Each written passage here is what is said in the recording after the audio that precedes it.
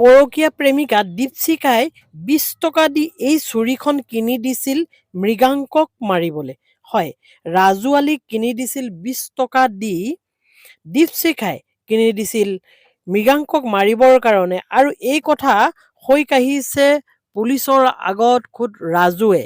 হয়, ৰাজু যিগৰাকী ৰং মিস্ত্ৰী আছিল, সেই ৰং মিস্ত্ৰীগৰাকীয়ে হৈ কাঢ়িছে দীপশিখাৰ লগত এই ৰাজু আলীৰ যথেষ্ট দিনৰ পৰকীয়া প্ৰেম আছিল, আৰু সেই প্ৰেমৰ পৰিণতিত গৈ এতিয়া এই ঘটনা সংঘটিত হৈছে। এই চুৰিখন, যিখন চুৰি আপোনালোকে দেখিছে, এই চুৰিখন বজাৰৰ পৰা কিনিছে আৰু এই চুৰিখনেৰে হত্যা কৰিছিল মৃগাংক বৰ্মনক। আৰু মৃগাংক বৰ্মন এজন ভাল অভিনেতা আছিল, আৰু কি পাকচক্ৰত পৰি দীপশিখাৰ দৰে এগৰাকী বদমাছ বোৱাৰীৰ প্ৰেমত পৰিল, এই কথাটো ভাবিবলগীয়া কথা। কিন্তু এই যিটো ভাষ্য আহি পৰিছে, এই ভাষ্যটো শুনিলে আপোনালোকৰ চকু কপালত উঠিব।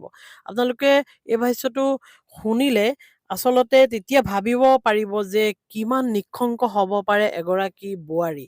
এই বোৱাৰীগৰাকীৰ কিবা এটা বিকৃত মানসিকতা থকাৰ কাৰণে হয়তো নিজে ভাল পোৱাৰ অভিনয় কৰি, কাৰণ মৃগাংকক ভাল পাইছোঁ বুলি হোটেলৰ ৰুমলৈ মাতি নিছিল, আৰু হোটেলৰ ৰুমলৈ মাতি নিয়াৰ পিছত ৰাজু আলীক খবৰ দি দিছিল, আৰু খবৰ দি হোটেললৈ মাতি আনিছিল। কাৰণ ৰাজু আলীয়ে কেনেকৈ গম পাব নহ'লে যে সেই হোটেলখনত তেওঁলোকে সেই ২০৯ নম্বৰ কোঠাত আছে।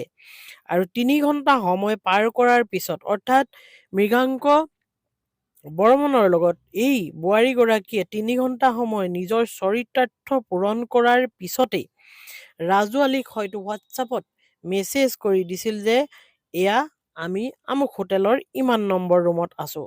আৰু আগতেই পূৰ্ব পৰিকল্পিত হিচাপে এই দীপশিখাই ২০ টকা দি থৈছিল ৰাজু আলীক, আৰু ৰাজু আলীয়ে এই চুৰিখন কিনি আনি পিছত তেওঁলোকক ৰুমৰ পৰা সেই হোটেলৰ ৰুমত নক কৰি উলিয়াই আনিছিল, ফোন কৰি উলিয়াই আনিছিল। উলিয়াই অনাৰ পিছত বাহিৰত আনি এইখন চুৰিৰে ৫ বাৰ মূৰত আঘাত হানিছিল, ৫ বাৰ মূৰত আৰু ডিঙিত আঘাত হানিছিল। আৰু সেই আঘাত হনাৰ কাৰণেই অৱশেষত মৃগাংক বৰ্মনৰ মৃত্যু হৈছে। এইগৰাকী পৰকীয়া প্ৰেমিকা দীপশিখা বৰ্তমান আৰক্ষীৰ জেৰাত আছে, কিন্তু এই জেৰাত হৈ কাঢ়িছে যে এইখন চুৰি বজাৰৰ পৰা কিনি আনি এনেকৈ মৃগাংক বৰ্মনৰ ওপৰত অত্যাচাৰ চলোৱা হৈছিল, আৰু মৃগাংক বৰ্মনে মূৰত ধৰি পলাইছিল। আৰু সেইখিনি সময়ত নীৰৱ দৰ্শক হৈ চাই আছিল দীপশিখা বৈশ্যই।